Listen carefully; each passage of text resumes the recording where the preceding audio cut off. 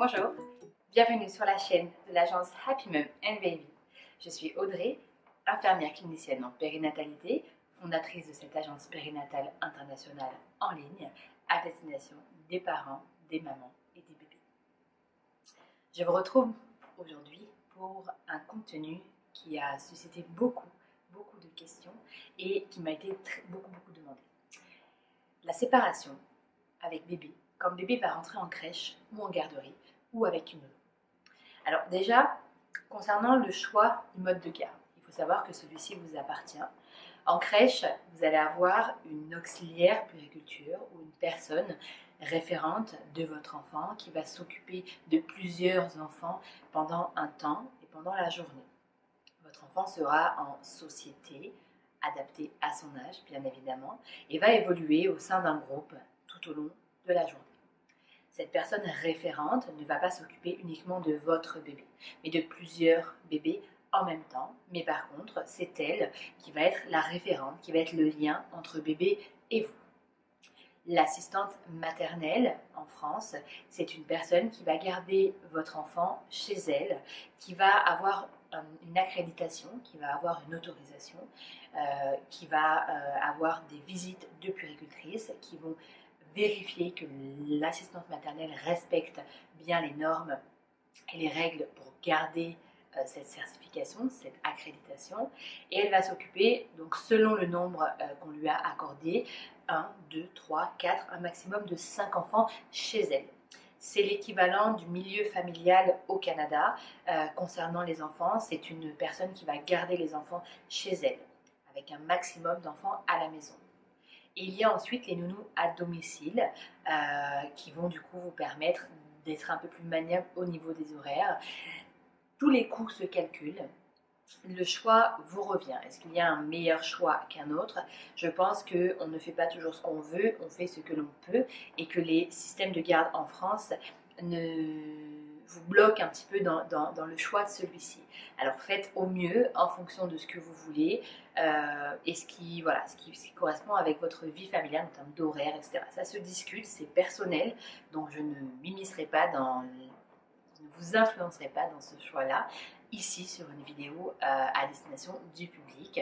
En consultation, on discute, on pose les pour, on pose les contre, mais donc on est dans un cadre professionnel et on est dans un cadre individuel. Donc les systèmes de garde, les voici. Je fais une parenthèse pour le Canada où nous avons les milieux familiales, où ça va être une personne qui va s'occuper de bébé à la maison. Il va y avoir les garderies privées, où là ça va être un milieu avec beaucoup plus d'enfants, mais toujours en petits groupes, avec une personne qui s'occupe de 5 à 6 enfants maximum. Et il va y avoir les CPE, où là on grossit un petit peu plus. Donc c'est les différents systèmes pour le Canada. Donc je ferme la parenthèse. Maintenant, comment est-ce que je prépare cette séparation? Parce que c'est une séparation. Alors déjà, le congé maternité en France est court. Le congé maternité, il est de 2 mois et demi minimum. Après, selon les congés, selon les vacances, selon les conventions collectives, il est possible que vous ayez un petit peu plus que ces 2 mois et demi minimum. 2 mois et demi, c'est à peine le temps qu'il faut à bébé, à maman pour atterrir de cette fameuse planète utérus, les premiers instants, les premières semaines. Donc la séparation à 2 mois et demi, elle est très difficile, autant pour maman que pour bébé. Ceci dit, le vécu de bébé est un petit peu plus doux, on va dire, parce que il se rend un peu moins compte des choses, mais pour maman, c'est très dur. Alors comment est-ce que je me prépare comment je me prépare moi en tant que maman, en tant que papa éventuellement, à laisser mon enfant en garderie ou à quelqu'un qui va s'en occuper, qui va prendre le relais dans les soins que je prodigue à bébé quand je suis absente et quand je travaille. Alors déjà, j'essaye au maximum, si j'ai des mamans enceintes ici, de préparer un petit peu ça et d'y réfléchir. Donc j'ai réfléchi, je choisis mon mode de garde. Je pense que la première des choses, c'est la confiance que vous devez avoir envers votre lieu de garde, que ce soit une assistante maternelle, une crèche, une garderie, un CPE, etc. Il va falloir avoir confiance, c'est-à-dire que le choix est très important. Prenez le temps de choisir si vous l'avez, parce que je suis consciente des contraintes certaines contraintes, surtout en France concernant le choix, des contraintes financières, des contraintes organisationnelles. Il y a des contraintes. Donc on prend les contraintes et on regarde ce qu'on peut faire avec ce qui nous est proposé selon la ville ou l'endroit où on habite.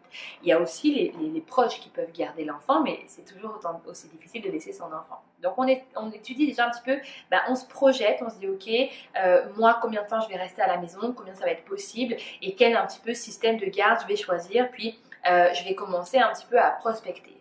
Pourquoi je commence à prospecter? Parce que plus je rencontre de personnes, je vous dirais un maximum de 4-5 personnes, eh bien il y a quelque chose qui va me permettre de faire mon choix en termes de ressenti, en termes de feeling. Cette espèce de confiance qu'on a envers une personne à qui on va confier notre enfant instinctivement, spontanément et tout de suite. Ça clique ou ça clique pas.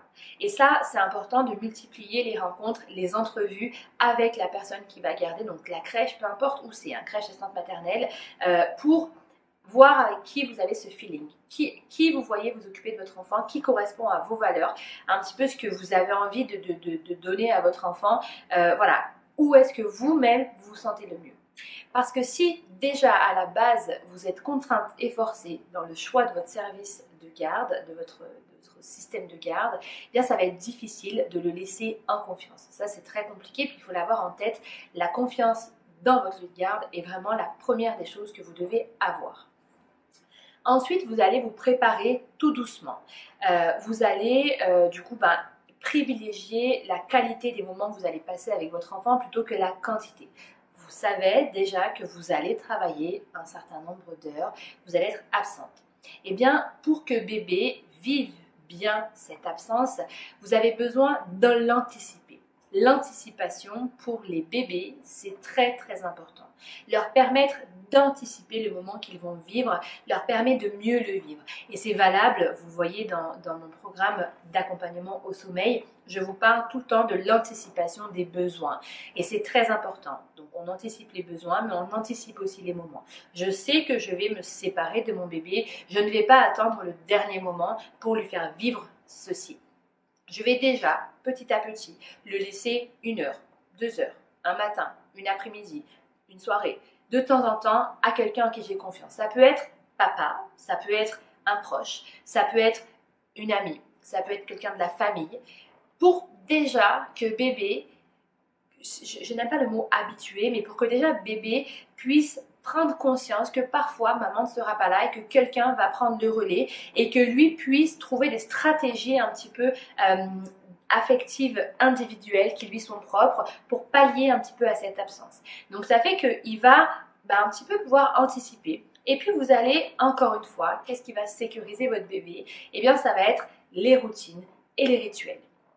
Les routines, c'est un petit peu, par exemple, je me dis que un petit peu un mois, un mois et demi avant que je fasse garder mon enfant de façon très régulière, eh bien je me dis que le lundi, de 15 à 18, c'est telle personne qui va rester avec bébé à la maison ou chez la personne et moi je vais faire autre chose. Donc ce qui permet, on se force un petit peu, d'accord? On se force un peu mais on met cette routine en place. Elle n'est pas facile parce qu'on n'a pas envie de le faire, mais on retourne au travail, donc on se doit de donner la chance à bébé, de réussir à trouver des clés petit à petit et surtout on a le devoir d'anticiper ce moment-là pour le faire vivre de la meilleure façon possible. Donc vous allez commencer un petit peu, voilà, tous les lundis, de telle heure à telle heure, vous allez laisser bébé 1 heure, 2 heures à une personne en qui vous avez confiance.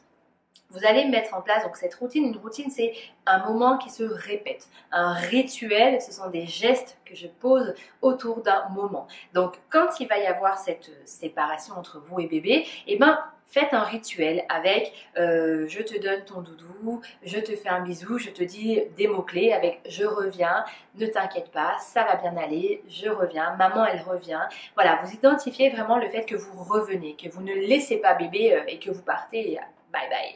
Non, vous insistez avec ces mots-clés que vous allez répéter tout le temps. À quoi ça va servir ce mot-clé? Eh bien, quand bébé va vous entendre ce son-là, je reviens, eh bien, il va dire, ok, c'est bon, ça m'est déjà arrivé, je sais que maman m'a déjà dit ça, et je sais qu'elle est revenue et que je l'ai retrouvée. Quand elle dit ce mot, c'est qu'elle ne va pas être là, mais que je la retrouve. Vous voyez, il va identifier ce moment-là.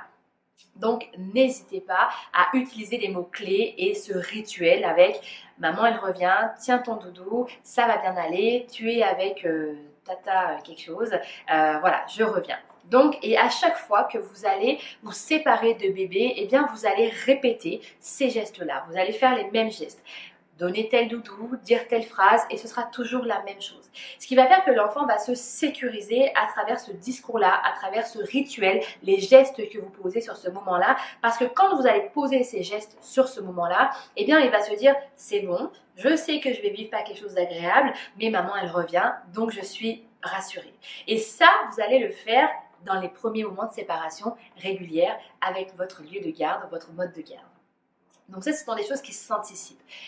Au niveau de la gestion, demandez au départ à la personne qui garde votre bébé de vous envoyer des photos. Vous avez le droit de l'appeler. Ne vous interdisez pas de l'appeler.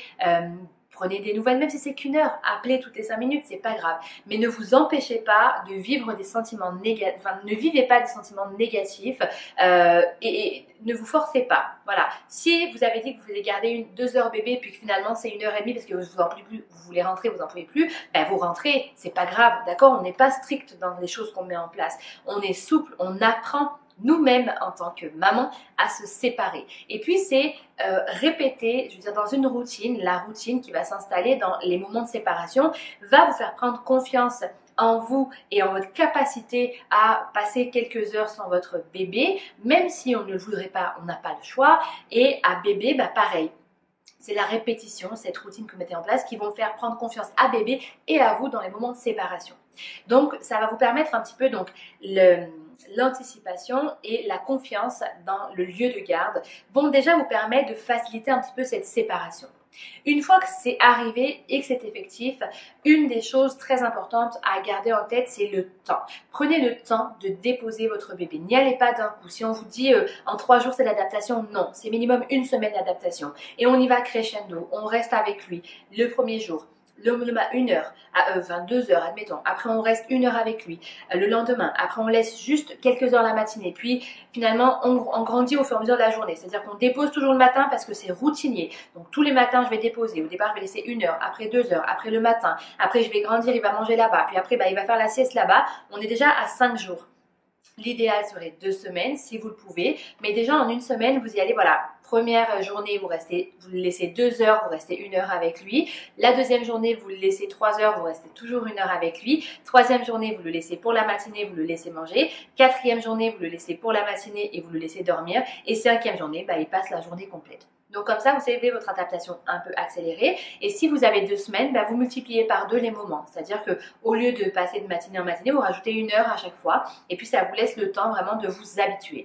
Mais n'oubliez pas que la confiance est nécessaire et les rituels autour de la séparation. Si votre bébé pleure et que vous sentez que c'est difficile, qu'est-ce que vous faites? Eh bien, vous allez rester avec lui un petit moment de plus. Et puis, à un moment, vous allez prendre votre courage à 2 mains et passer le relais à cette personne qui va trouver des stratégies et des clés pour apaiser bébé, elle aussi. Parce que bébé doit prendre confiance en cette personne-là. Mais quand on vous dit, c'est pas grave, il faut pas que vous reveniez s'il pleure. Revenez, c'est pas grave. Revenez, rassurez-le et passer le relais. Mais c'est important de donner une réponse à bébé quand il va pleurer parce que c'est important qu'il se dise, bon, je pleure pas parce que je fais un caprice ou que je manipule ma mère, je veux pas rester. Bien sûr que je veux pas rester, je suis mieux avec ma mère que nulle part ailleurs.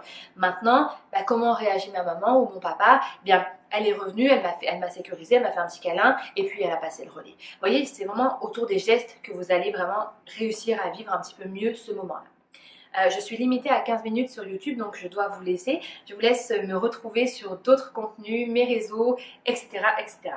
Bye bye!